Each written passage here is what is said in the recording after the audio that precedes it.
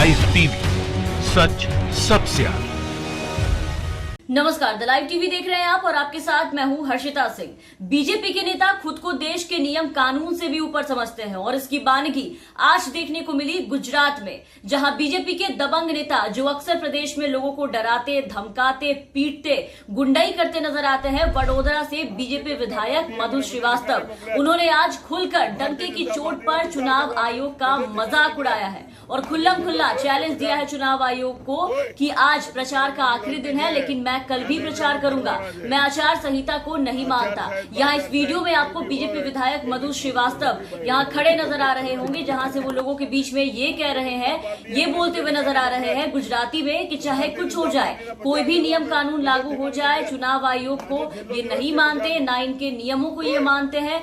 आखिरी दिन है कल चुनाव प्रचार करने का, लेकिन कल के बाद फिर भी उसके बाद भी चुनाव प्रचार ये करेंगे, वो नहीं रुकेंगे। सुनिए जरा इनके बयान एक बार आप, उसके बाद फिर आगे बात करते हैं।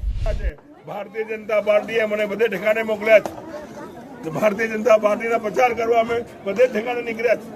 આજે છેલ્લો દિવસ છે પ્રચારનો, તોય હજુ કાલનો દિવસ બી છે, કાલે બી અમે ફરવાના છે।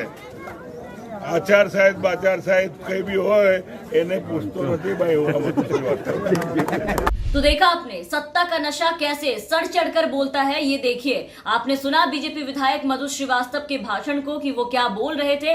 डंके की चोट पर ये ऐलान कर रहे हैं लोगों के बीच में कि वो नहीं मानते कोई आचार संहिता, किसी भी चुनाव आयोग को, मतलब सारे नियमों को ताक पर रखकर वो आचार संहिता लागू होने के बाद भी कल राज्य में चुनाव प्रचार करेंगे, लोगों के बीच में जाएंगे और अपना जो प्रचार है वो करेंगे। इन्हें किसी का कोई डर नहीं है, क्योंकि ये ऐसे भी पुलिस और सिस्टम को तो अपनी जेब में लेकर के घूमते हैं और ये बातें हम कोई अपने मन से खुद से बनाकर नहीं कह रहे हैं, बल्कि ये बातें अभी कुछ दिन पहले की ही बात है। बीजेपी विधायक मधु श्रीवास्तव ने खुद कही थी ये बातें। अभी बीते दिन ही स्थानीय चुनाव में प्रचार के दौरान उनका एक वीडियो जो है वो सामने आया था, हमने आपको दिखाया भी था, जिसमें वो जनसभा को संबोधित कर रहे थे और जनसभा को संबोधित करते हुए उन्होंने ये कहा था कि कितने पुलिस और कलेक्टर जो है, कितने सिस्टम जो है उसको वो अपने जेब में रखते हैं। जिस पर राज्य के डीजीपी आशीष भाटिया ने कहा था कि गुजरात पुलिस इस मामले में खुद संज्ञान लेकर के कोई भी कार्रवाई नहीं करेगी, बल्कि चुनाव आयोग द्वारा मामले की पहले जांच की जाएगी और जांच के बाद ही दी गई सूचना के आधार पर कार्रवाई जो है इन पे वो की जाएगी। तो लीजिए, आज चुनाव आयोग को भी खुल्लम खुला चैलेंज कर दिया लोगों के सामने। मधु श्रीवास्तव बीजेपी के ऐसे विधायक हैं जो लोगों को डरा धमका करके वोट मांगते हैं कि अगर बीजेपी को वोट नहीं दिया तो एक एक इंसान को ठिकाने लगा दूंगा। एकदम दादागिरी के साथ जनता के सामने जाते हैं, जनता के बीच में जाते हैं और कहते हैं कि मैं डरता नहीं हूं, मैं दादागिरी से वोट मांगता हूं, मैं रिक्वेस्ट नहीं करता हूं। और पार्टी इन पे इस पर कोई एक्शन भी नहीं लेती है, इन्हें खुली छूट मिली हुई है, इन्हें लगाम तक नहीं लगाती। जिसके वोट से ये जीतते हैं, जीत हासिल करते हैं, उन्हीं को धमकाते और पीटते हुए नजर आते हैं। तो भारतीय जनता पार्टी हमेशा से अनुशासन की बात करती है, लेकिन अगर आप नजर घुमा के देखें तो बीजेपी अब एकदम अनुशासनहीन सी दिखने लगी है। जो हरकतें करते हैं इनके मंत्री, नेता, विधायक, सबके सब वो कहीं से भी अनुशासन के दायरे में नहीं आता है। बीजेपी नेताओं की जो दबंगई है वो किसी न किसी तरह से आपको दिखाई दे ही देगी एक एक करके।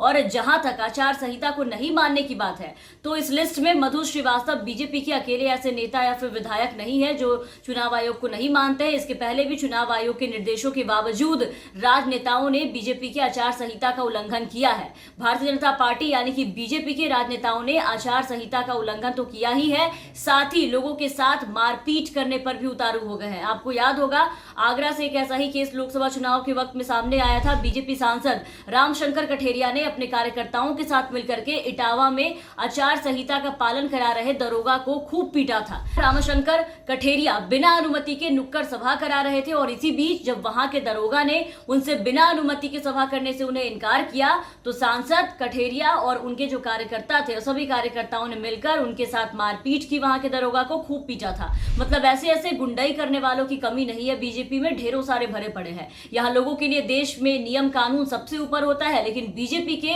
ये विधायक और सांसदों के लिए ये खुद सभी नियमों और कानूनों से सबसे ऊपर होते हैं। इनको सत्ताधारी पार्टी से होने पर गुंडागर्दी का लाइसेंस मिल जाता है।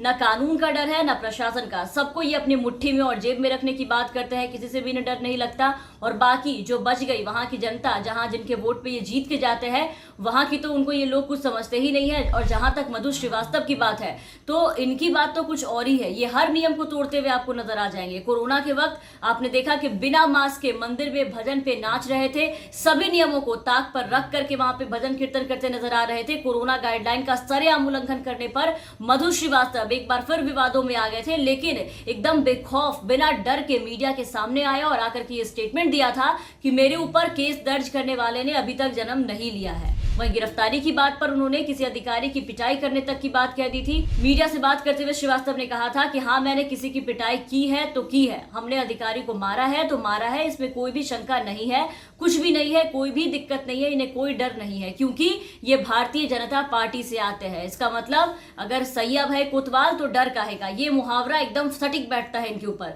कोई डर नहीं है, तभी इलेक्शन कमीशन को चुनौती दी है। जैसे चुनाव आयोग तो इनके हाथों की कठपुतली है, ये जैसे चाहे वैसे नचा सकते हैं, जो चाहे वो बोल सकते हैं, सरेआम खुलकर चुनाव आयोग का मजाक उड़ाया है लोगों के सामने। लेकिन इन सब की बात देखना है कि उनके इस बयान पर क्या वाकई में कोई कार्रवाई नहीं होगी, क्या वाकई में मधु श्रीवास्तव के आगे प्रदेश की पुलिस और पूरा सिस्टम नतमस्तक है। ये देखने वाली बात होगी कि उनके इस बयान के बाद और कल के बाद अगर उस नियम को वो तोड़ते हैं, आचार संहिता को उल्लंघन करते हैं और उसके बाद लोगों के बीच में जाकर के चुनाव प्रचार करते हैं, तो उन पर किस तरीके की कार्रवाई की जाती है, ये देखने वाली बात होगी। बहरहाल आप बने रहे द लाइव टीवी के साथ। अगर आपने अब तक हमारे चैनल को सब्सक्राइब नहीं किया है तो सब्सक्राइब कर दे, साथ ही बेल आइकन दबा दे ताकि हमारी हर अपडेट्स आप तक पहुंचती रहे। और अगर आप हमारे ये वीडियो हमारे फेसबुक पेज के जरिए देख रहे हैं तो हमारे फेसबुक पेज को फॉलो कर लें। धन्यवाद। लाइव टीवी, सच सबसे आगे।